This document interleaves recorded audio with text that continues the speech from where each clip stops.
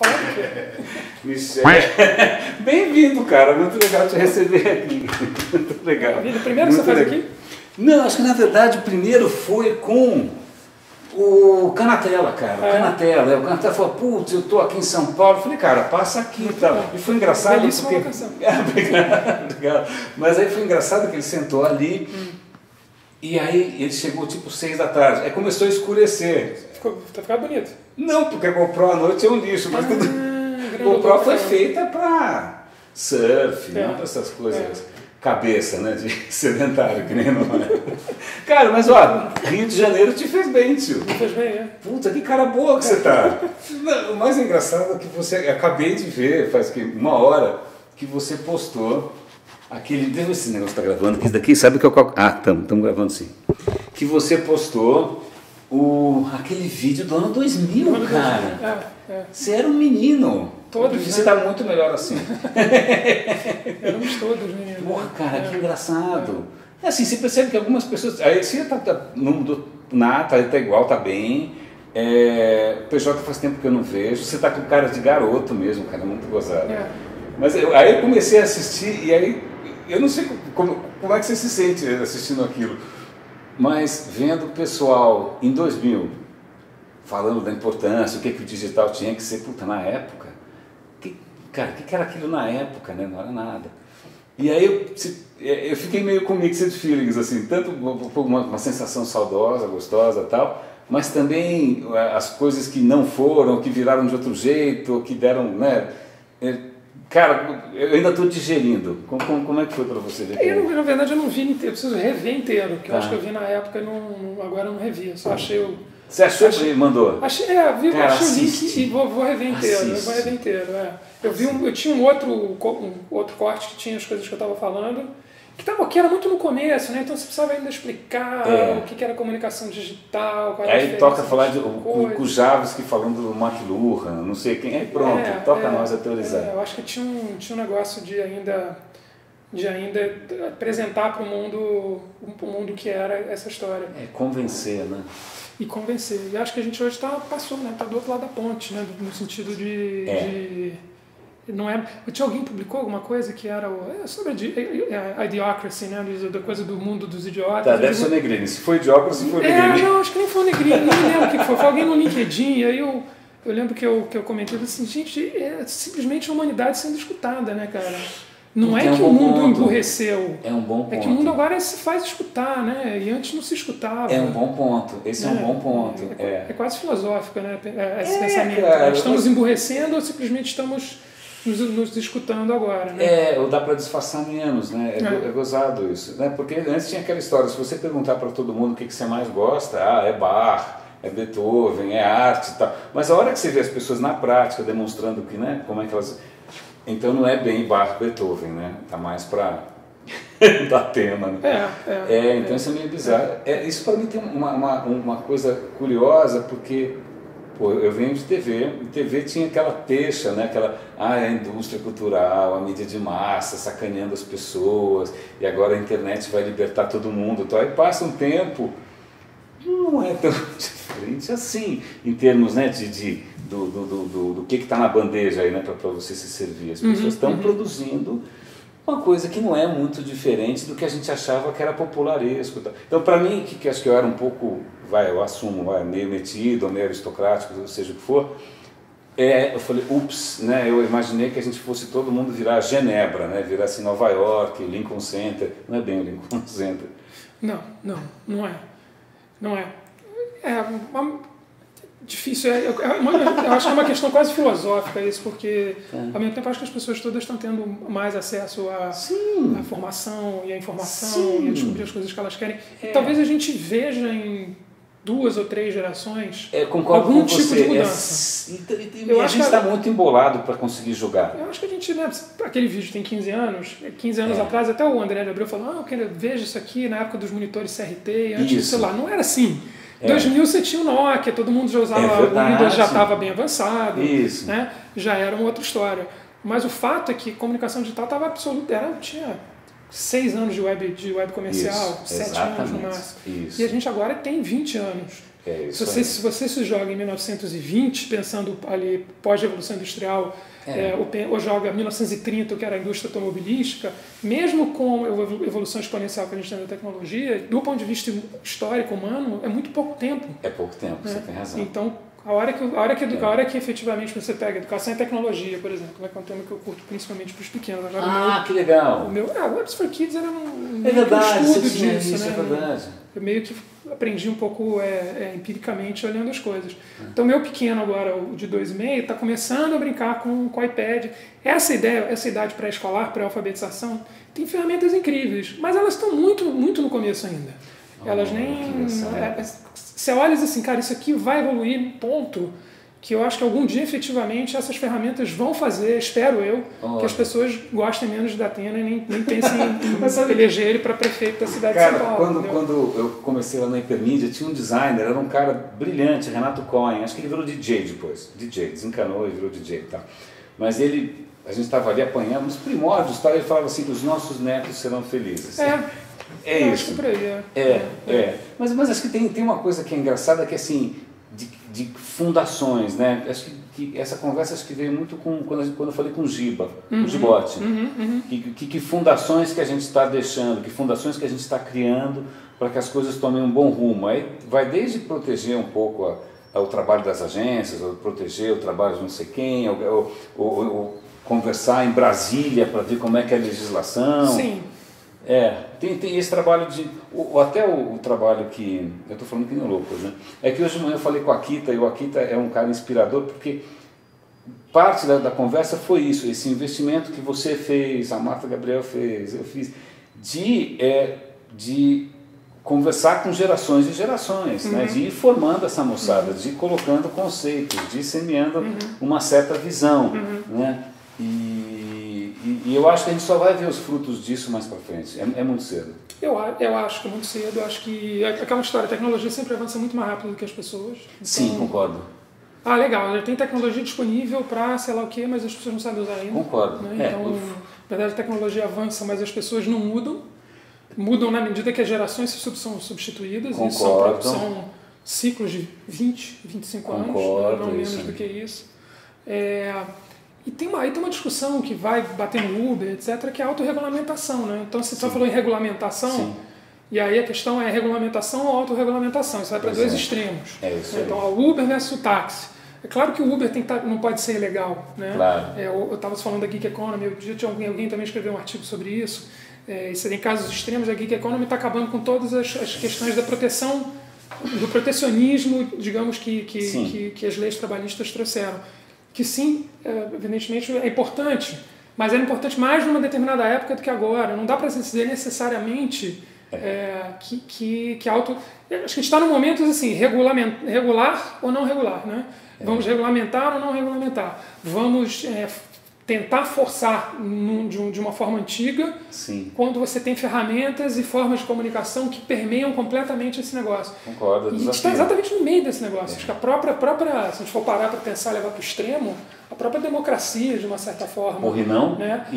O próprio sistema político está em xeque, né, cara? Porque... Quando você vê gente que de repente estava na Inglaterra com uma educação bacana, atravessando a fronteira da Síria para ir para o Estado Islâmico, quer dizer, o cara tem toda a informação do mundo.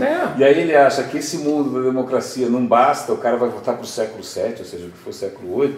Aí você fala, veja bem, tem alguma coisa bizarra. Você pega o Obama com a lei que ele passou, né, que ele está passando agora de redução de CO2 nos Estados Unidos. Isso é um puta ponto. E sabe que isso tem a ver com o que você está falando? Porque eu acabei de assistir esse vídeo que você mesmo passou. E ele fala uma coisa, nós já estamos sentindo os impactos. Sim. E na real, essa coisa toda tudo bem que alguns impactos a gente vai sentir lá para frente, mas eu acho que os últimos 2 ou 3 anos, essa é a minha perspectiva, eu acho que a gente está finalmente começando a sentir alguns impactos não tão confortáveis, tipo, sei lá, ver jornal, né? Os caras estão desmoronando e ainda não tem nada muito sustentável para pôr no jornal. Música acho que mais ou menos se equacionou, mas aí você vê o papel das agências de uma hora também está meio, você começa a perceber entrando em xeque, o trabalho do jornalista, algumas categorias já estão meio numa areia movediça, assim, quanto mais você se mexe, pior é. Sim. Então a gente, Sim. eu acho que senti um pouco disso na carne nos últimos anos, né? Porque você começa a perceber que um mercado que a gente tinha que era mais exuberante, que era mais plural, tal, de uma hora para outra, né?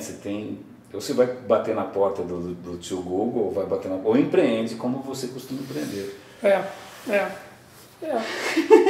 Não é? É porque eu acho que na verdade, você vai substituindo, né? Você vai tendo substituições. Então, difícil também. Também você nunca teve uma oportunidade, nunca teve uma época tão bacana para você montar uma empresa de 3 pessoas. Sim. E efetivamente torná-la global a partir de 3 pessoas. Sim, comparando como era no tempo da gente, ontem eu falei com o Cláudio Gora, cara. Ele estava contando como é que a Local Web começou. Cara, hoje é uma empresa colossal. Mas lá atrás, cara, era muito mais difícil. Ele fala, cara, a gente teve que comprar um servidor. Papai precisa de uma grana para comprar um servidor. Porque hoje você não precisa comprar um servidor. E as barreiras estão muito menores. A barreira de entrada é muito menor. A entrada é muito menor. Esse projeto maluco aqui, eu estou gastando com o quê? Só com o meu host. Sim. Levantei um WordPress que é grátis, né? E mesmo assim, porque você poderia ter colocado no Medium, em qualquer lugar. Qualquer coisa, exatamente. Na verdade, o mais caro é o teu tempo. Né? O que realmente é caro, você botar na ponta. Pois é, então a barreira de entrada realmente diminuiu bastante. Só que você efetivamente precisa de novos formatos e novas dinâmicas né, de monetização, que é uma grande discussão que a gente está tendo. Então a gente sabe que as instituições, da forma que elas estão aí, as empresas da forma que elas estão, em muitos segmentos, em muitas indústrias, não vão permanecer. Mas não quer dizer necessariamente que, do ponto de vista global, do ponto de vista da sociedade, a gente esteja passando por um período ruim. Eu acho que está... Aí também, de novo, é quase filosófico, é quase achar que o mundo caminha para melhorar ou caminha para piorar. A história do Steve Pinker, lá com aquele livro Os Anjos da Nossa Natureza, que ele falou, olha, na verdade o mundo nunca foi tão pacífico, né? Nunca se matou tão pouco. É um bom ponto. Mas eu acho que talvez seja esse choque que você colocou, talvez a gente não tenha... seja um choque nosso de uau, né, de ver a realidade diferente do que a gente imaginava. Né? Eu lembro que um dos primeiros trabalhos assim, realmente marcantes que eu tive em televisão, imagina, fazia a ECA, aquela coisa bacaninha, intelectualoide e tal, eu fui parar no Aqui Agora. E Aqui Agora tinha uma coisa que era insana, porque você estava cobrindo bairros que eu não sabia onde ficava, tipo assim, Vila em onde não existe, não, é São Paulo isso, Parelheiros, eu falei, nem sei para que lado fica isso. Aí você começa a trazer à tona uma realidade que você fala, nossa, isso existe. Eu que não via. É isso aí. Né? Então, talvez tenha esse choque de perceber que, né, que o mundo é maior que a Vila Olímpia, o mundo é maior que o meio mensagem, o mundo é isso aí. Isso aí, a gente agora escuta, né? Se não escutava, você escuta. Acho que essa tem a grande... escuta até mais do que gostaria, né? Não é opção, né? Acho que abriu geral, né? Caixa de Pandora, né, cara? Abriu geral. É caixa de Pandora mesmo. Mas, de novo, eu acho que você está vivendo uma época, do ponto de vista de oportunidades, Sim. muito interessante. Sim. É que são todas profissões novas e jeitos novos. E de novo, você tem que se reinventar. Porque quando você entrou, cara, você se formou como designer. Me formei como designer. Desenho industrial, provavelmente. Sabe que eu acho que o mundo nunca foi tão design quanto agora, né? Olha, como assim? Eu me lembro que eu fui 2 anos atrás, eu estive lá no TechCrunch Disrupt, lá em São Francisco. Tá. Por acaso, eu estava lá na Pereira Del para fazer uma reunião, e aí estava rolando naquela semana e fui lá visitar. Quando eu entrei, falei, cara, isso aqui é o N-Design. O N-Design é uma grande feira de desenho industrial, estudantil, com projetos que existe há décadas. Olha. E aí eu falei, cara, isso aqui são projetos de produto. Né? Porque no desenho industrial você tem duas formações. No clássico você tem projeto de produto, você tem comunicação visual. Tá. O projeto de produto faz coisas. Ok. Né? Na época que eu fiz, mais de 20 anos atrás, eram coisas não tecnológicas. Hoje, certamente, tem um componente tecnológico muito forte. E comunicação visual é a parte gráfica. Eu fui para comunicação visual. Mas você faz metade do curso ainda que interessante, com o processo. E quando você trabalha hoje qualquer coisa, mesmo na propaganda, qualquer tipo de abordagem para qualquer projeto que se coloca na sua frente, você está fazendo cada vez mais uma abordagem orientada a uma solução de problema, que é a abordagem do design. Que interessante, eu não tinha pensado nisso. Então você vai, qual é o problema, de que situação a gente está falando, quem é o cliente, quem é o público-alvo, qual é o problema dele, quais são as situações análogas, qual é a solução. Aí tudo que você vai, né, ergonomia, Quando a gente fala de usabilidade, né, no desenho industrial sempre se fala em ergonomia, então usabilidade é quase a ergonomia das interfaces. Sim. E por aí vai, só que hoje em dia você está falando especificamente de design de produto. Porque você pega a GoPro, por exemplo, é design de produto, né? É tecnologia, mas é desenho de produto. É isso aí. É um objeto. Porque qualquer coisa que você faça, quer dizer, grande parte das coisas que você faz hoje, as pessoas vão efetivamente usar. E se ela vai usar, então realmente o mesmo mindset lá de trás. Então é engraçado que eu dando volta, mas o design está muito forte, né, hoje em dia. Bem sacado. Eu fico lembrando de quanto dinheiro eu já coloquei em coisa do Kickstarter, né? Kickstarter, por exemplo, é um crowdfunding de desenho industrial. Isso, exatamente. Seja serviço, um monte de coisa lá. Mas seja objeto, porque ali você tem a quantidade de hardware mesmo. Hardware é desenho industrial. Eu não sei quanto que eu estou longe da academia. Alguns não deram em nada. Eu lembro que comprei um anel NFC que era horrível, eu comprei um outro que era um anel que era de gesto, também não deu em nada. Mas algumas coisas foram geniais. O meu Pebble eu comprei no Kickstarter. Não, e no final das contas são formas de... É uma forma interessantíssima hoje de você prototipar e conseguir tirar do papel projetos com apoio das pessoas. Por isso que eu acho que é uma época de oportunidades interessantes. Imagina você tem razão. Todo o sistema de crowdfunding, né, é uma coisa bacana pra cacete. É interessante, você tem razão. A única coisa que acho que para mim acho que foi um aprendizado meio penoso ao longo desses 20 anos todos de trabalho, que assim, eu acho que eu errei um pouco no meu discurso. Eu lembro de ter visto uma vez uma coisa sobre a Bauhaus, um cara que dava aula na Bauhaus, o John acho que é Albers, o Albers. E o Albers falava, não, você tem que pegar um material e fazer o que ele é capaz de fazer. Tinha um blá blá blá todo de Bauhaus e tal. E eu pensava no digital muito dessa maneira, né? Porque o digital tem uma natureza intrínseca. Mas aí, com o tempo, você percebe que dane-se a natureza intrínseca do digital, porque existe a natureza intrínseca dos negócios, a natureza intrínseca das pessoas, a natureza intrínseca de todas as limitações, que pode fazer com que uma ideia simplesmente não decore. Ela pode ser um PPT maravilhoso em termos de planejamento, o discurso, aqueles discursos que a gente tinha de integração das mídias e blá blá blá. O discurso é lindo, só que na verdade você tem outras mecânicas aí, como é que a conta se paga, se é viável, se não é viável, quem está ganhando, os interesses. Mas eu acho que tem, no meu caso, uma perda de ingenuidade ao longo do tempo. Acho que eu era muito ingênuo. Mas acho que éramos todos ingênuos. Né? Todos, né? Daqui eu estou falando por mim. Não, mas eu acho que isso, independente do mercado que você está, vai acontecendo. Você lembra da Promit? Lembra da Promit? Claro, você criou. Associação de Profissionais de Mídias Interativas. A Promit, na época que a gente começou, acho que foi um dos que botou lenha na fogueira, ou botou a fogueira e depois puseram lenha, não sei muito bem qual a ordem. Mas era uma associação que juntava profissionais de mídias interativas, porque você não encontrava nos negócios e nos lugares e nas carreiras e nas profissões pessoas que se interessassem por isso ainda, que era 97, 98, 99. Nossa, cara, muito primórdio. Então juntou uma galera e aí, todo mundo que se interessava minimamente por internet, por digital, como a gente fala hoje em dia, ia lá e se juntava. Aí chegou uma hora que aquele negócio parou de fazer sentido, porque o digital, você começa a dizer assim, o que é um profissional de mídia interativa? O que é mídia interativa? Isso. Enquanto era uma coisa estranha, que as pessoas curiosas iam lá e estudavam, tudo bem, mas na medida que ela começou a ser parte do dia a dia, o cara que é jornalista usa a internet, ponto. O cara que é médico usa digital. Claro. O cara que... Todo mundo vê de certa forma. Todo mundo. Polícia, sei lá. Então deixou de fazer sentido. E aí um dia a associação, acabou, fechou a tampa, porque não faz mais sentido ter uma associação de profissionais de mídias interativas, porque somos todos hoje profissionais que usam as mídias interativas. Então dessa mesma forma, para mim, quando a gente fala de digital, é um negócio que cara... What the hell, entendeu? Defina digital. Porque não tem no final, entendeu? E tem o negócio, e tem as pessoas, e tem os antropólogos, e tem os sociólogos, e tem os médicos, e tem os publicitários, né? Então claro. Acabei indo parar em publicidade meio por causa da internet, porque eu estava do outro lado, mas ali perto de comunicação. Mas fui aprender propaganda, não fiz isso, não estudei. E fui aprender dentro das agências.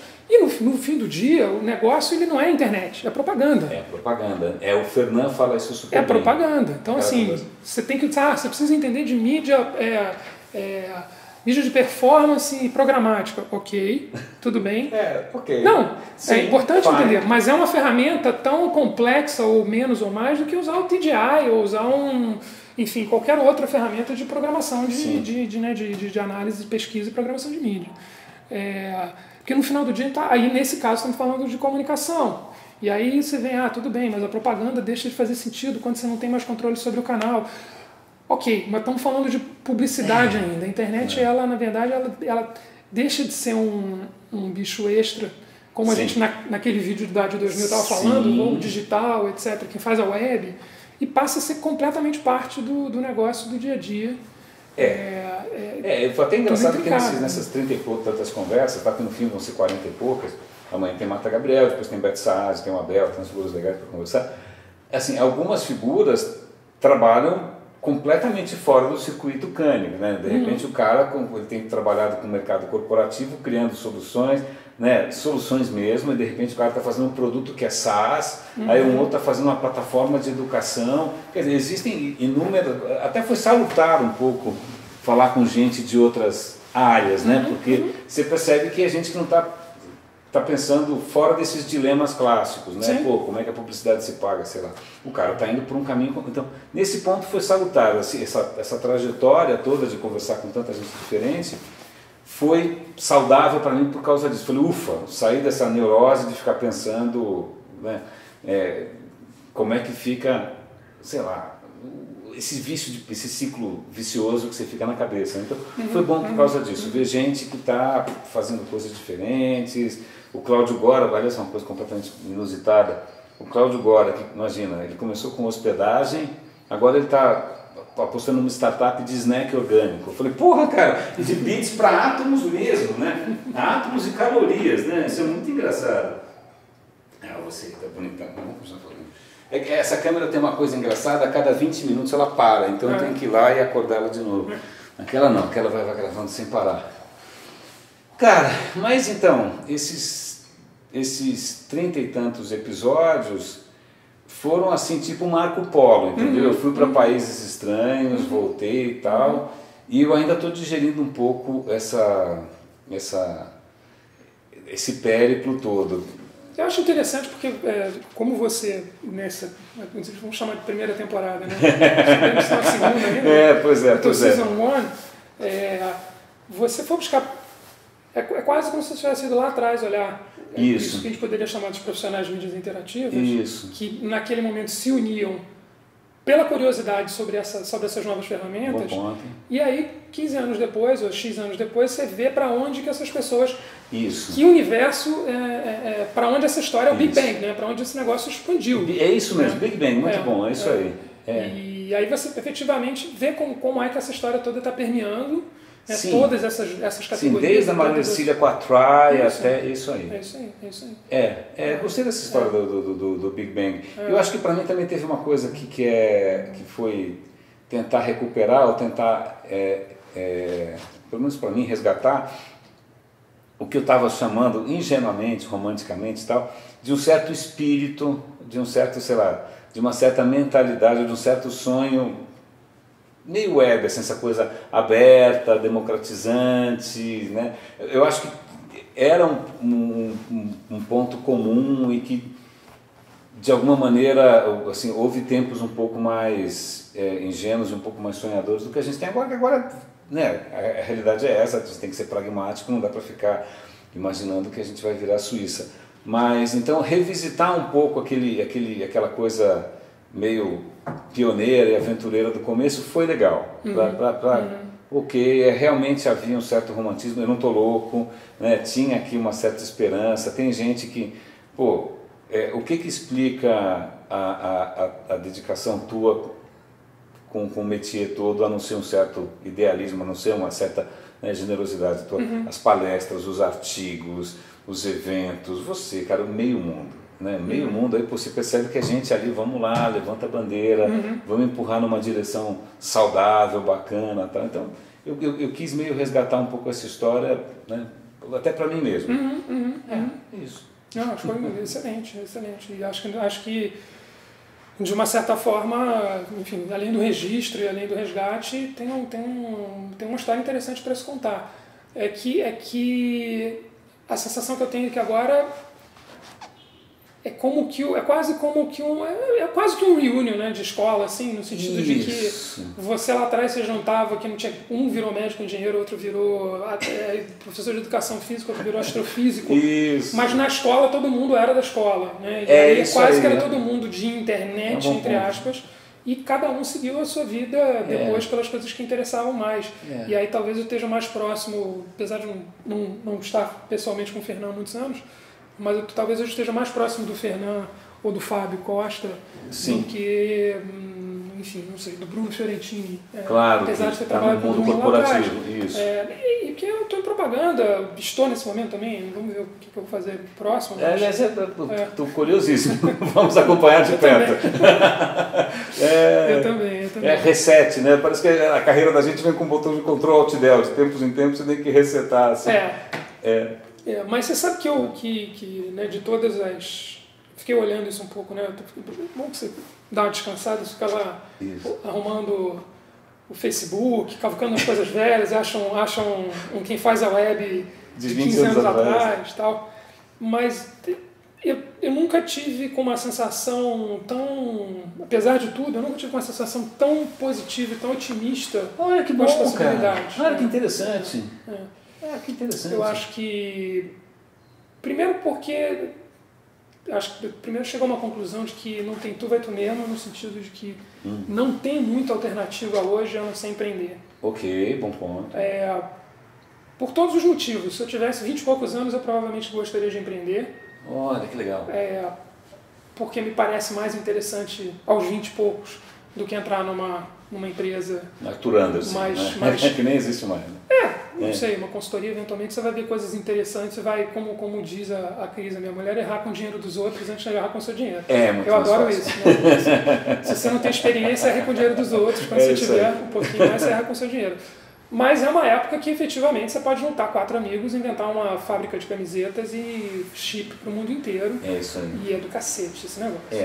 E do outro lado, a gente já aí, né, chegando aos 50, né, enfim, virando os 40 e meios e etc., também fica do outro lado, porque você começa a ficar grande para instituições, por um lado, de salário grande. Certamente. E por outro lado, também, eu não vejo muito mais um lado, tá bom, ok, entra mais um projeto, fica mais 3 anos, mais 4 anos, mais 5 anos, depois faz um reset tudo de novo. Você está adiando, né? Você está contemporizando. Porque, eu não sei, talvez eu nunca tenha conseguido na minha carreira fazer uma carreira, às vezes eu fico olhando, puxa, eu fico olhando, a coisa mais longa que eu tive, mais longeva que eu tive de trabalho foi quando eu tive a 10 minutos, né, que foi a minha empresa, durou uns 8 anos, mais ou menos. Tudo isso, cara, olha, o meu período mais longo foi 3 anos também na Microsoft. Mas tirando isso, sempre 3 anos, 2 anos, nunca muito menos de 2 anos, nunca muito mais de 3. E a minha sensação, nesses lugares, praticamente todos, se for olhar, é quase como se eu tivesse se eu tivesse feito um contrato de consultoria, como é feito nos Estados Unidos. Nos Estados Unidos é muito... Você tem alguns formatos de contratação que você não é um empregado. Você vai lá e faz um contrato que se renova depois de algum tempo ou não. Interessante. Você vai lá e tem um contrato de 3 anos com objetivos específicos. Depois você renova ele ou não. Poderia dizer que foram missões, né? Putz, vamos digitalizar o DM9. É verdade. Vamos fazer a integração da Ogilvy, do digital, da One, do digital, não sei o quê.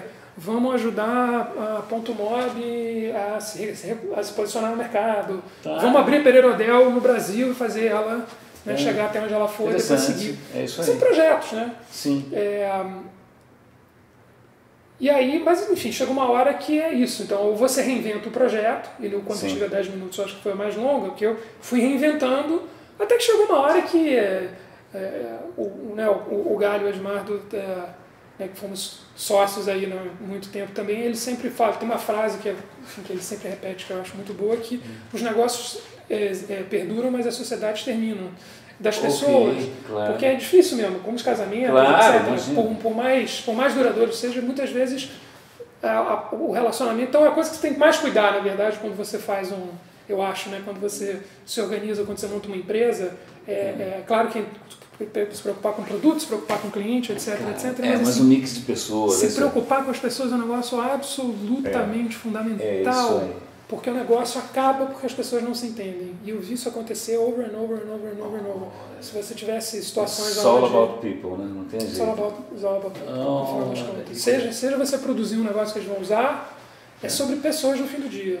Né? Hoje, conversando com a Akira, de novo, essa história que um desenvolvedor que o cara se tocou que a peça mais complicada e mais chave são pessoas. São pessoas. Pô, ver um desenvolvedor falar isso, cara, toda vez. Eu estou ouvindo anjos tocando, porque é o cara tocar que são pessoas, desde pessoas do seu time, como você lidera, como você se organiza, como o cara vai usar, mas são pessoas, pessoas, pessoas.